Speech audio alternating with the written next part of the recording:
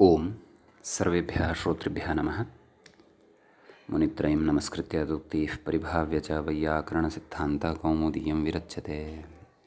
अस्माभिः गतपाठे यद्यत् पठितं तत् सकृत्स्मरामः। गतपाठे अस्माभिः अद्वन्द्वतत्पुरुषयोर्विशेषणानां नैव अद्वन्द्वतत्पुरुषविशेषणानाम् इति वक्तव्यम् इति वार्तिकस्य तत्र उदाहरणद्वयं दृष्टं। कुक्कुटमयूर्यौ इमे अर्धपिप्पल्यौ ते इति तत्र विस्तरेण चर्चा कृता। व्याख्यागत आशंका अपि मया भवतां पुरतः उपस्थापिता। सिद्धान्तः च अवगतः, किञ्च तत्र त्यदाचितशेषे इत्यस्य प्रतिषेधव्यवस्था एतेन वार्तिकेन ज्ञाता। ततः सूत्रमारब्धम् अस्माभिः गतप्रकरणे ग्राम्यपशुसङ्घेष्वतरुणेषु स्त्री इति। तस्य सूत्रस्य येषु सह विवक्षायां स्त्री शिष्यते पुमान् स्त्रिया इत्यस्य अपवादः इति अर्थः दृष्टः। गावः इमाः अपि च महिष्यः इमाः इत्यादीनि उदाहरणानि काशिकाग्रन्थस्यापि उदाहरणानि दृष्टानि कानिचन। प्रकृते एकम् उदाहरणं यद्दत्तं गावः इमाः, तत्र स्त्री अवशिष्यते इति या व्यवस्था उच्यते तद्व्यवस्थानुगुणं प्रकृते अपि अस्माभिः उदाहरणस्य समन्वयनं कृतं। ततः परं प्रत्युदाहरणं दृष्टं। सूत्रे ग्राम्यः इति पदं किं, रुरवः इमे इति प्रत्युदाहरणे ग्राम्य इति पदस्य चारितार्थ्यम् अवगतं। पशुग्रहणं कुतः इति चेत् ब्राह्मणाः इमे इत्यत्रापि स्त्री यथा नावशिष्येत, तदर्थं पशुग्रहणं कृतम् इति एतावत् प्रत्युदाहरणद्वयम् अस्माभिः पठितम्। इदानीम् अग्रिमं प्रत्युदाहरणं वयं पठामः। अत्र तच्च भवति एवं, पृच्छति सङ्घेषु किम् इति। नाम ग्राम्यपशुसङ्घेष्वतरुणेषु स्त्री इत्यत्र सङ्घेषु इत्युक्तं खलु, तद् कुतः इति चेत् कथयति एतौ गावौ इति। सङ्घेषु इति नोच्येत यदि सङ्घशब्दः अत्र समूहवाचकः इति यदि नोच्येत तर्हि एतौ गावौ इत्यत्रापि स्त्रियः अवशेषः स्यात्, स्त्रियः शेषः स्यात्। गौश्च तत्र एका गौः वर्तते, एकः गौः वर्तते, तत्र स्त्री एव अवशिष्येत। कुतः? यदि तत्र सूत्रे सङ्घेषु इति नोच्येत, अत्र सङ्घः नास्ति। सङ्घः नाम समूहः नास्ति, समुदायः नास्ति। समूहो नाम समुदायः नास्ति। अतः प्रकृते स्त्री अवशिष्येत।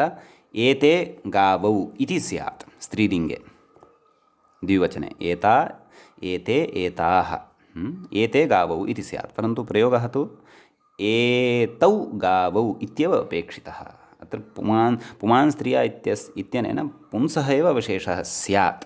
तदर्थं तत्र सूत्रे सङ्घेषु इत्युक्तं। प्रकृते सङ्घः तु नास्ति, सङ्घो नाम समुदायः, समुदायस्तु प्रकृते नास्ति इति कृत्वा स्त्री नावशिष्यते, परन्तु पुमान् एव शिष्यते इत्यर्थः। अस्तु, व्याख्याता किं कथयन्नस्ति पश्यन्तु। स्त्रीलिङ्गपुल्लिङ्गयोः सहोक्तौ असङ्घत्वान्न स्त्री शिष्यते इत्यर्थः। स्त्रीलिङ्गपुल्लिङ्गयोः यदा सहोक्तिः भवति, यथा गत उदाहरणे अस्ति एव, गौश्च एका तत्र गौः भवति, अपरः तत्र गौः भवति। असङ्घत्वात् नाम असमूहत्वात् तत्र स्त्री नावशिष्यते इति। ततः कथयति कुतः। सङ्घशब्दो हि बहूनां समुदाये वर्तते। सङ्घशब्दः योऽयं वर्तते स बहूनां समुदाय नाम समूहे वर्तते। अन्यथा एकशेषस्य अनेकविषयत्वात् एव अनेकपरिग्रहे सिद्धे किन्तेनेति भावः। समीचीनं। सङ्घशब्दः यः वर्तते स समुदाये वर्तते, अनेकार्थे नास्ति। अनेकत्वं तु द्वयोः अपि भवति। यथा गत उदाहरणं दृष्टम्, एतौ गावौ, अनेकत्वं तु अनयोः अपि वर्तते, परन्तु अनेकार्थे सङ्घशब्दः न वर्तते, परन्तु सङ्घशब्दः प्रकृते समुदायार्थे वर्तते। समीचीनं। कथयति अन्यथा एकशेषस्य अनेकविषयत्वात्। यदि भवन्तः अथवा पूर्वपक्षिणः केऽपि कथयन्ति यत् सङ्घशब्दः अत्र अनेकशब्दः शब्दवाचकः अस्ति, तर्हि तु अनेकत्वं तु कथयति एकशेषस्य अनेकविषयत्वात्। नाम एकशेषः यः वर्तते सः अनेकविषयः भवति। तेनैव न अनेकविषयत्वाद् एव अनेकपरिग्रहे, नाम अनेकस्य ग्रहणे सति, परिग्रहे सिद्धे सति किन्तेन नाम किन्तेन सङ्घग्रहणेन इत्यर्थः।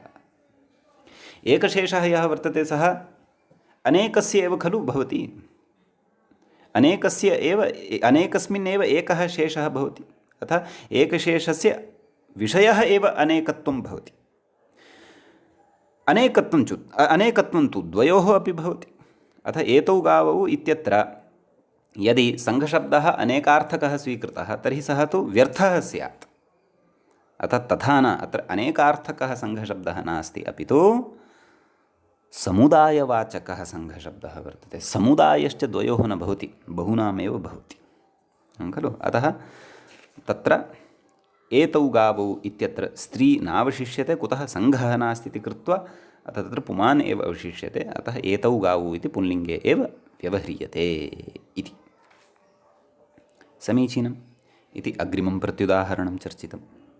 इतोपि अन्यदेकं प्रत्युदाहरणं ददाति, पृच्छति। किं पृच्छति? अतरुणेषु किं? सर्वेषामपि पदानां चारितार्थ्यं बोधयन् अस्ति। अतरुणेषु किं नाम शेषः तत्रैव, स्त्रीशेषः तत्रैव, यत्र ते गावः तरुणाः न स्युः, तरुणावस्थापन्नाः न स्युः, अपि तु अतरुणावस्थापन्नाः एव स्युः। तरुणावस्थाम् उल्लङ्घ्य गताः स्युः, प्राप्तवार्धक्याः वा स्युः, परन्तु तरुणास्तु न स्युः। एवं खलु। तत्र प्रत्युदाहरति किं? वत्सा इमे इति। वत्साश्च इति विग्रहः। तत्र काश्चन वत्साः वर्तन्ते, केचन वत्साः वर्तन्ते। वत्सशब्दः तरुणवाचकः। तरुणः यदा भवति तदा वत्सशब्दः व्यवह्रियते। तत् स्त्रीलिङ्गे वत्सा, एकवचने पुल्लिङ्गे वत्सः इति भवति। बहुवचने तु समानमेव। वत्साश्च बहुवचनमेव कुतः अत्र स्वीक्रियमाणं वर्तते वाक्यकथने, विग्रहवाक्यकथने इति चेत् समुदायः बहूनामेव, न तु एकस्य न च द्वयोः इति। इति विग्रहः कथ्यते अग्रे। तरुणत्वान्न स्त्री शिष्यते। तत्र अतरुणेषु इति निषेधः उक्तः खलु।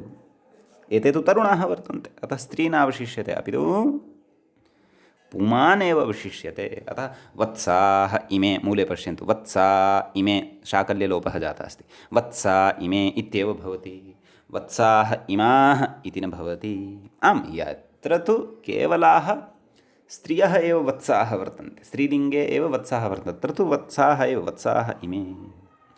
यत्र पुमांसः एव सन्ति तत्र तु वत्साः इमे। यत्र मिक्स् सन्ति, मिश्रिताः वर्तन्ते, तत्र तु पुमान् एव अवशिष्यते, तत्र वत्साः इमे इत्येव भवति इत्यर्थः। कथयति तरुणत्वान्न स्त्री शिष्यते। अग्रे कथयति अन्यथा वत्सा इमा इत्यनुप्रयोगः स्यात्। इमाः इति स्त्रीलिङ्गस्थः अनुप्रयोगः स्यात् इति। तन्मा भूत्। एतदर्थं तत्र अतरुणेषु इत्युक्तम्। समीचीनम्। इति एतावता प्रत्युदाहरणानि उक्तानि। इदानीम् अग्रे अस्त्यत्र वार्तिकम् उच्यमानम्। किं कथयति? अनेकशफेष्विति वाच्यम् इत्यस्ति वार्तिकम्। तत्र अनेकशफेषु इति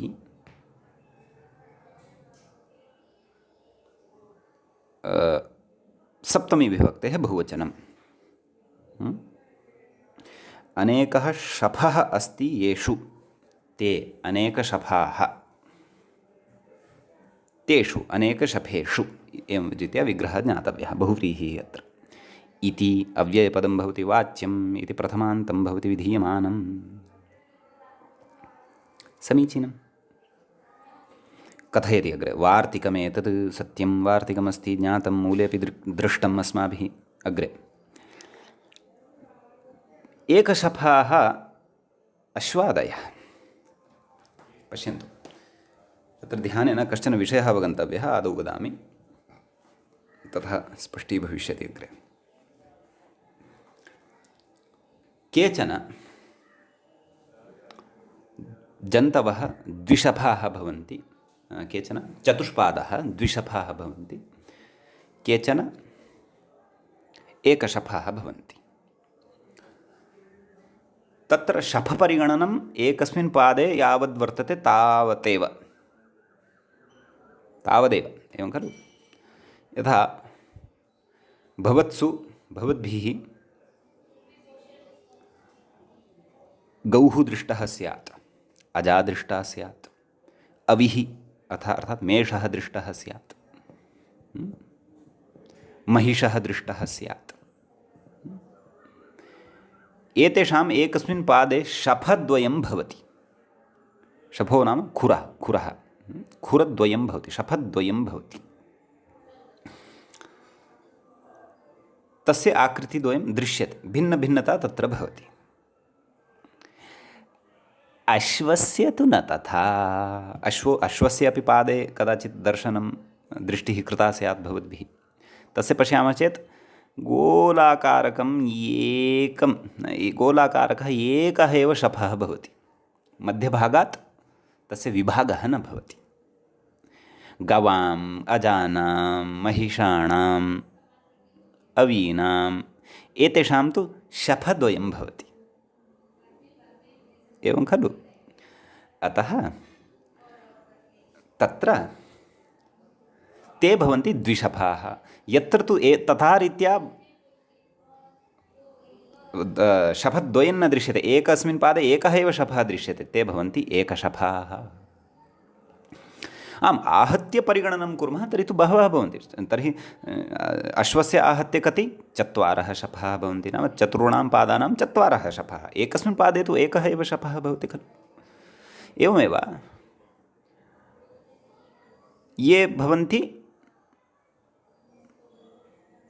अजादयः गावः च तेषां तु गणनां कुर्मः यदि चत्वारः अग्रे चत्वारः पृष्ठे आहत्य 8 शफाः भवन्ति तेषां परन्तु अत्र एकशफत्वं नाम एकस्मिन्नेव पादे परिगणनपरकं समीचीनम् अतः कथयति किम्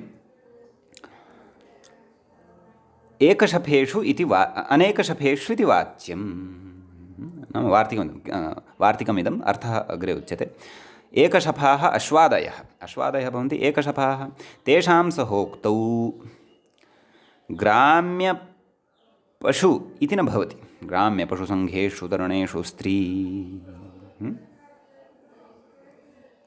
इति न भवति एवं खलु तर्हि अग्रे उदाहरणं दीयते अश्वाः इमे तर्हि मया एकशफेषु इत्यस्य यः विग्रहः उक्तः सः परिष्करणीयः मया तत्र बहुव्रीहिः उक्तः खलु न बहुव्रीहिः नास्ति तत्र चिन्ता नास्ति अधुना सम्यक् कुर्वन्तु तत्र किं मया कृतं दोषं परिष्कुर्वन्तु तत्र नै तत्पुरुषः एव अस्ति न एकः अनेकः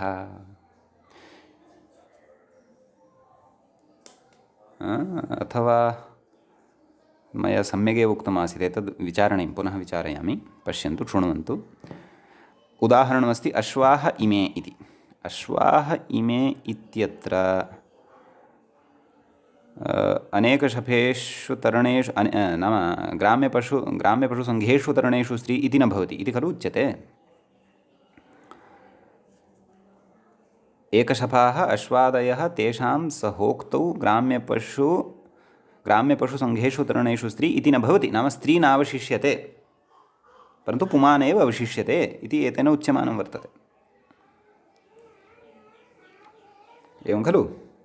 तर्हि तत्र अनेकशफेषु इति इत्यस्य कः अर्थः वक्तव्यः? नाम एकः शफः येषां ते एकशफाः, न एकशफाः अनेकशफाः। एवं खलु? तर्हि अनेकशफाः येषु न भवन्ति ते अनेकशफाः अनेकशफेषु इति वाच्यम्। एवं खलु? नाम एकत्वस्य निषेधः तत्र अनेक इति शब्देन क्रियमाणः अस्ति खलु? अतः विग्रहः तत्र न एकशफेषु इति वक्तव्यं वस्तुतः। नाम एकशफेषु न भवति। किं न भवति? सूत्रेण यदुच्यते। केन? ग्राम्यपशुसङ्घेषु तरणेषु स्त्री। अतः अत्र पूर्वम् एकशफेषु इत्यत्र बहुव्रीहिः वक्तव्यः। कथम्? एकः शफः येषाम् अथवा येषु ते एकशफाः, तेषु एकशफेषु, न एकशफेषु, न तत्पुरुषः एव वक्तव्यः। सत्यं सत्यम् इत्येव, न तत्पुरुषः एव वक्तव्यः। न एकशफेषु, एकशफेषु न, किं न, यत्पूर्वम् उक्तं, किम् उक्तं? ग्राम्यपशुसङ्घेषु तरणेषु स्त्री इत्यनेन यदुक्तं तद् एकशफेषु न इति। अतः एव उदाहरणस्य सङ्गतिः भवति अग्रे। अतः मया यत्पूर्वं बहुव्रीहिः उक्तः सः अनेकशफेषु इत्यत्र न एकशफेषु इत्यत्र तु वर्तते। एकशफेषु इत्यत्र तु बहुव्रीहिः अस्ति, परन्तु ततः परं न एकशफेषु इत्यत्र तत्पुरुषः वर्तते। अतः प्रकृते बहुव्रीहिगर्भतत्पुरुषः वक्तव्यः भवतु। अतः एव उदाहरणे सङ्गतिः। भवन्तः स्वयमेव ज्ञास्यन्ति कस्य विग्रहस्य सङ्गतिः अस्ति। पश्यन्तु अग्रे उदाहरणमस्ति किम्? आदौ किं कथयन् अस्ति एषः? एकशफत्वान्न स्त्री शिष्यते ततश्च अनुप्रयोगे पुंलिङ्गत्वम् इति भावः। अस्तु, उदाहरणं पश्यन्तु। अश्वाः इमे। तर्हि तत्र अश्वाः इमे इत्यत्र विग्रहः कथं कर्तव्यः? अश्वाश्च वडवाश्च इति खलु? इत्येवमेव विग्रहः कर्तव्यः। अथवा अश्वशब्दः स्त्रीलिङ्गे अपि भवति वा? एकेन भिन्नेन टीकाकर्त्रा तु स्त्रीलिङ्गे अपि अश्वाः इति शब्दः अपि प्रयुक्तः वर्तते। अतः द्रष्टव्यं कोशे अश्वशब्दः नित्यपुल्लिङ्गः वा अथवा स्त्रीलिङ्गे अश्वा इत्यपि भवति अजाद्यतष्टाप् इत्यनेन, अथवा अश्वशब्दस्य स्त्री नाम वडवा इत्येव भवति वा इत्यपि द्रष्टव्यम्। समीचीनम्। अतः तदर्थं कोशं पश्यन्तु। सद्यः अत्र यदि वडवा इत्यपि स्वीकृतं तथापि अश्व इति पुंलिङ्गस्थः एव तत्र शेषः भविष्यति। परन्तु पुल्लिङ्गः यदि अवशिष्यते तर्हि केन शेषणीयः इत्येतत् पुमान् स्त्रिया इत्यनेन एव खलु अवशेषणीयः। पुमान् स्त्रिया इति किमुच्यते?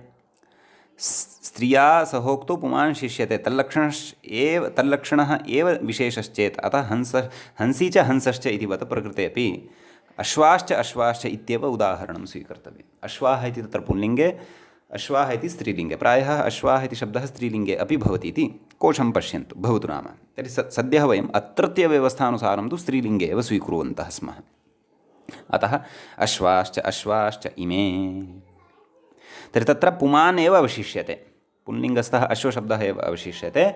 अतः अश्वाः इमे इति भवति, न तु अश्वाः इमाः इति भवति। समीचीनम् इति एतावान् विचारः वार्तिकगतः वर्तते। इतः परम् अग्रे एकशेषप्रकरणमादाय विशिष्टाः केचन सैद्धान्तिकाः विचाराः उक्ताः सन्ति अन्ते। ते अवधानेन अवधारणीयाः। किं कथयति?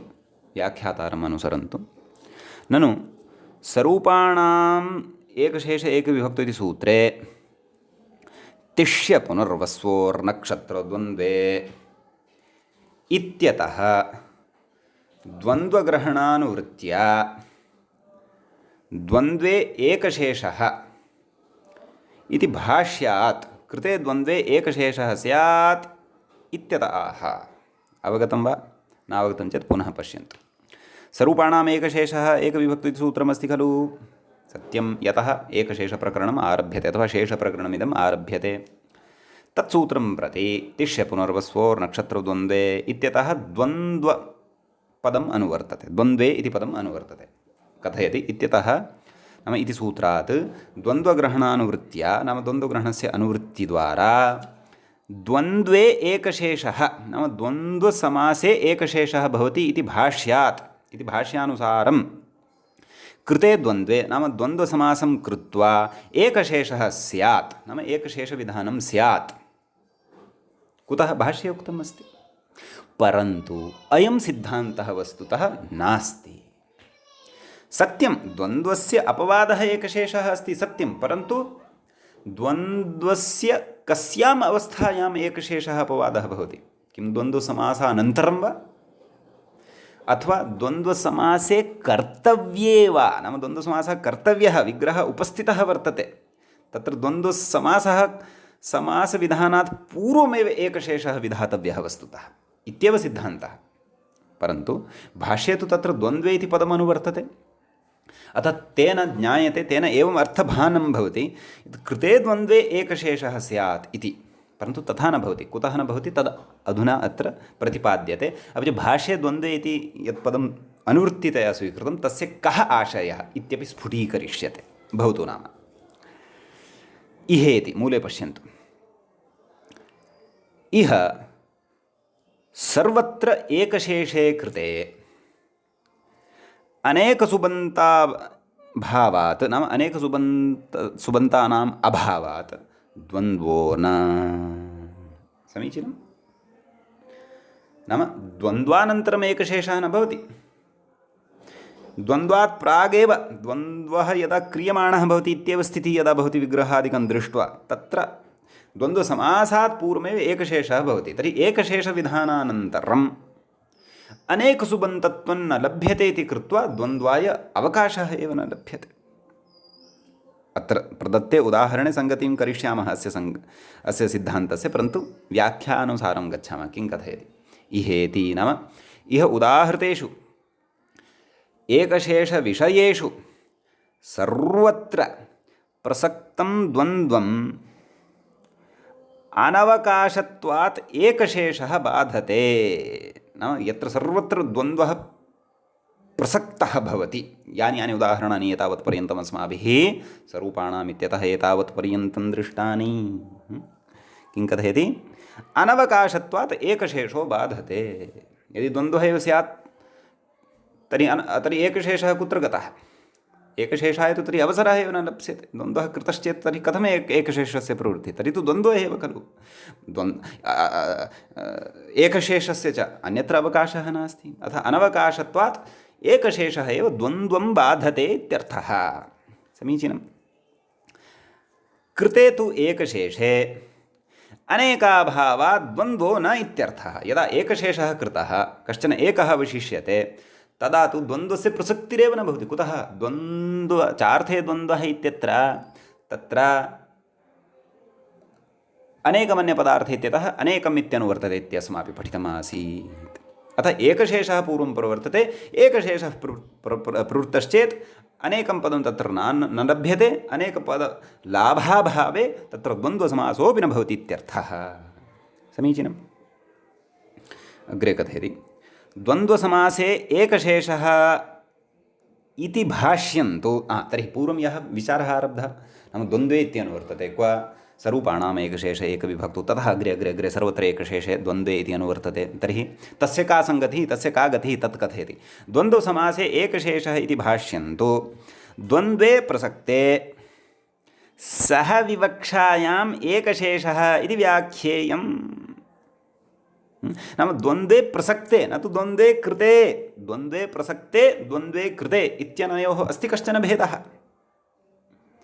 नाम विग्रहादिकं दृष्ट्वा तत्र द्वन्द्वः भवितुम् अर्हति इति, नाम द्वन्द्वस्य प्राप्तिरेव, तावदेव। प्रसक्तिः नाम प्राप्तिः। सह विवक्षायामेव, नाम तत्र सह विवक्षा एव यदा क्रियते, यथा ग्राम्यपशु सङ्घेषु तरणेषु इत्यस्य सूत्रार्थं पश्यन्तु। येषु सह विवक्षायाम् इत्येव उक्तं। येषु द्वन्द्वे कृते इति नोच्यते, न च पूर्वं क्वापि तथा उक्तम्। अतः सह विवक्षायाम् एकशेषः इति व्याख्येयं, नाम द्वन्द्वे प्रसक्ते सह विवक्षायाम् एकशेषः प्रवर्तते इति व्याख्या कर्तव्या। कस्य?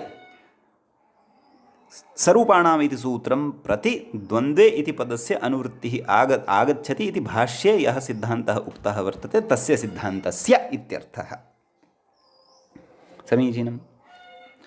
अग्रे कथयति, ननु कृते एव द्वन्द्वे एकशेषः भवतु, का हानिः इति कथयति। द्वन्द्वं करोतु, ततः परम् एकशेषं करोतु, का हानिः तत्र इति पूर्वपक्षी कथयति। तत्र तस्य उत्तरपदत्वेन समाधानं क्रियते। नैव भोः, द्वन्द्वः तु पूर्वं नापेक्षितः, एकशेष एव अपेक्षितः।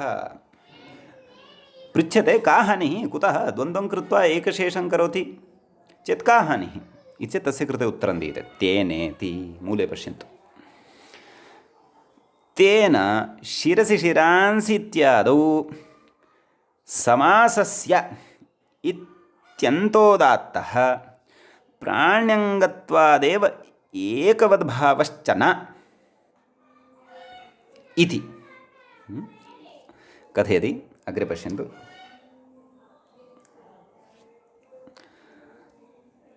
द्वन्द्वात् प्राग् एव एकशेषाश्रयणेन इत्यर्थः। नाम तेन, नाम द्वन्द्वात् पूर्वमेव एकशेषं कुर्मः एतादृशसिद्धान्ताश्रयणेन इति कथयति। कृते द्वन्द्वे एकशेषाभ्युपगमे,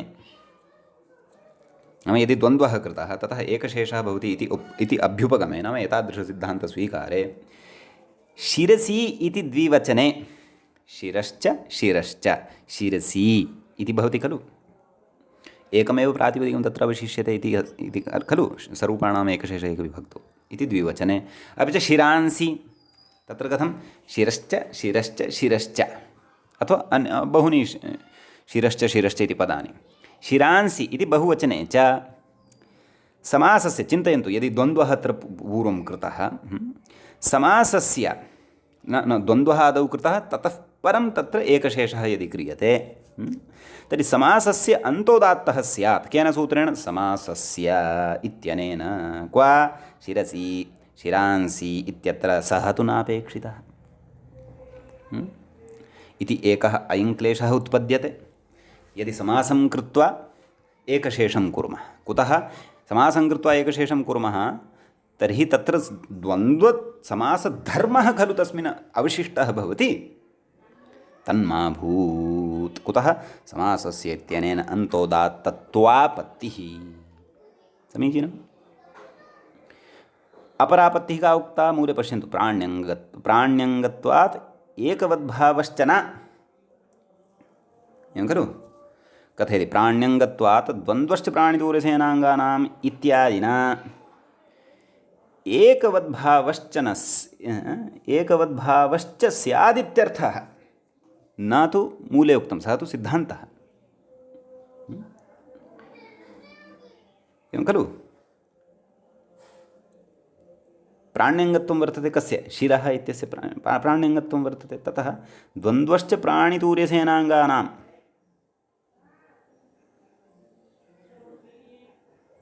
इत्यनेन इत्यादिना एकवद्भावः स्यात् इति।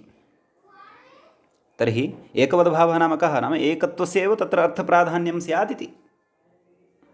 तर्हि शिरश्च शिरश्च शिरः इत्येव स्यात्, शिरश्च शिरश्च शिरश्च शिरश्च इति किं स्यात्? शिरः इत्येव स्यात्। तन्नापेक्षितम्, एकवद्भावः नापेक्षितः। कुतः? परन्तु एकवद्भावस्य प्राप्तिः कुतः? द्वन्द्वत्वात्। अतः द्वन्द्वः आदौ न कर्तव्यः, आदौ एकशेषः एव कर्तव्यः। एकशेषे कृते सति तु एतद् उभयं क्लेशद्वयम् अपि न भवति। अतः एकशेषविषये अयं सिद्धान्तः अस्माभिः ज्ञातव्यः अवश्यम्। भाष्यस्य पङ्क्तेः एवं व्याख्यानं तत्र ज्ञातव्यम्। अग्रे कथयति, आदिना शिरोभ्यां शिरोभिः इत्यादिसङ्ग्रहः। मूले आदि इत्युक्तं खलु, इत्यादौ। आदिना तत्र शिरोभ्यां शिरोभिः इत्यादि प्रयोगेषु अपि एवमेव एतद् उपरि यद् आपत्तिद्वयम् उक्तं तदपि अत्र यथावत् मन्तव्यम् इत्यर्थः। समीचीनम्।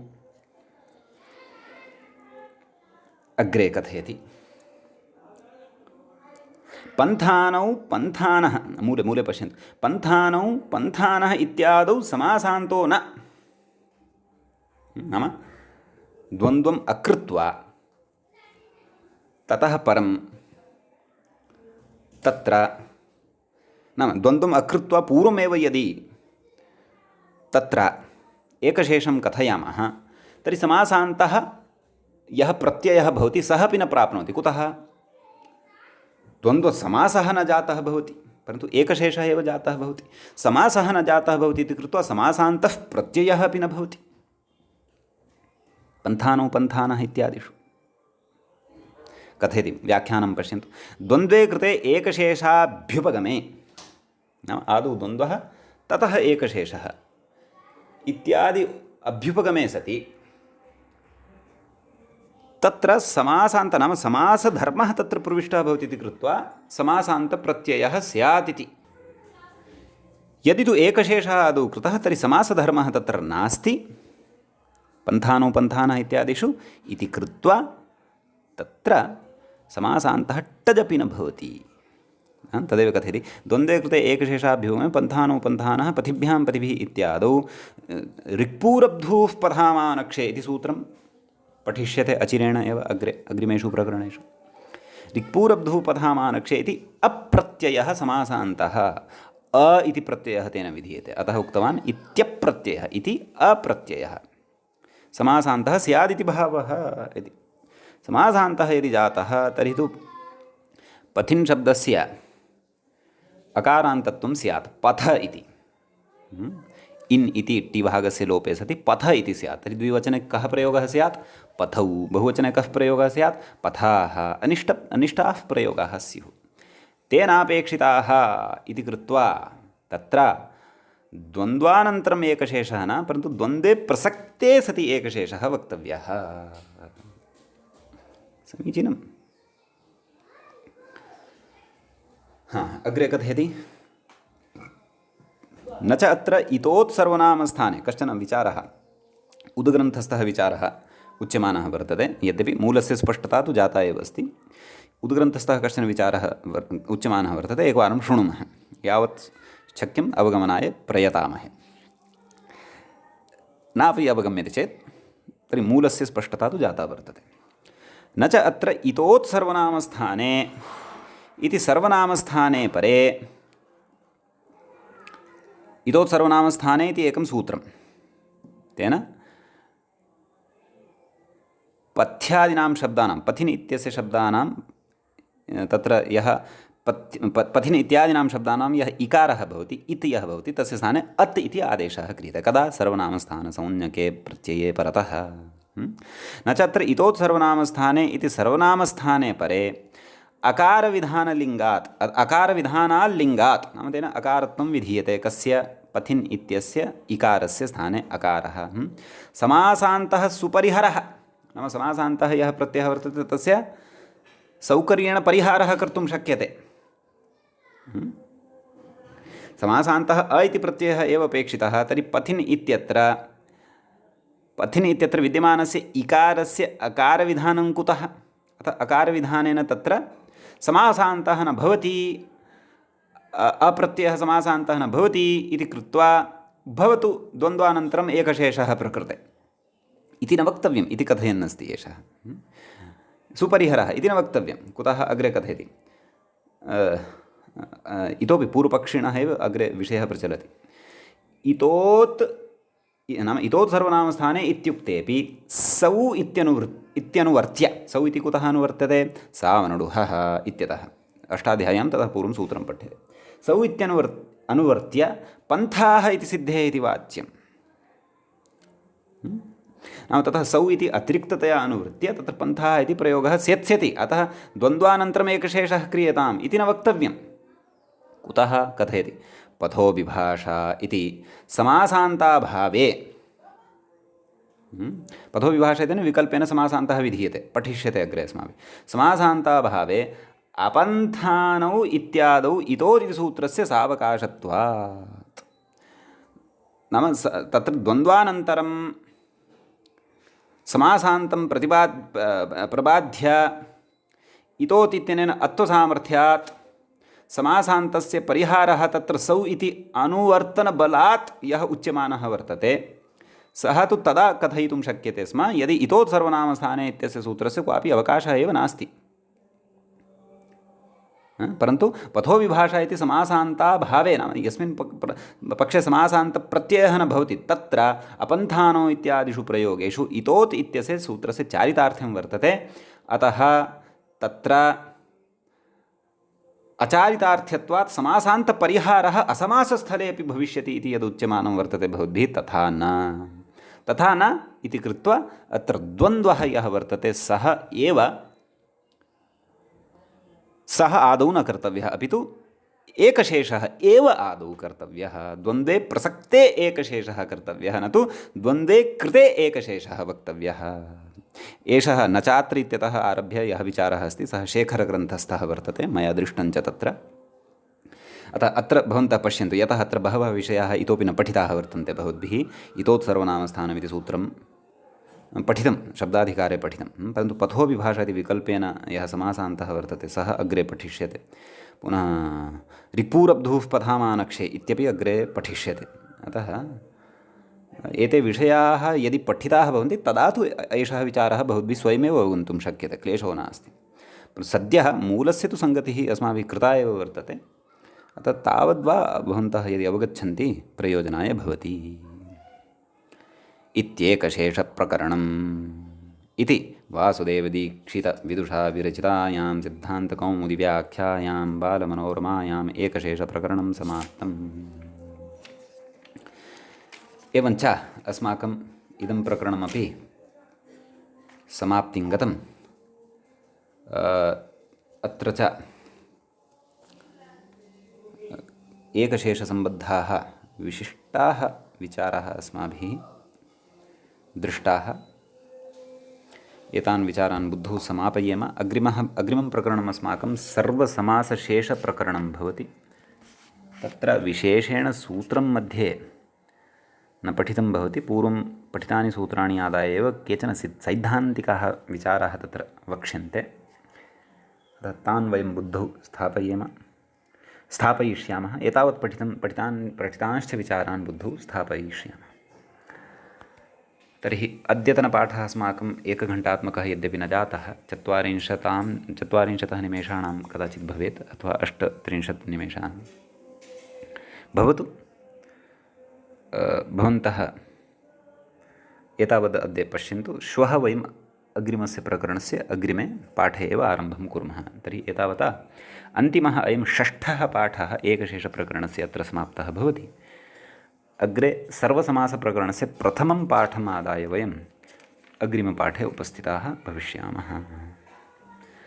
अत्रैव मङ्गलं कुर्मः।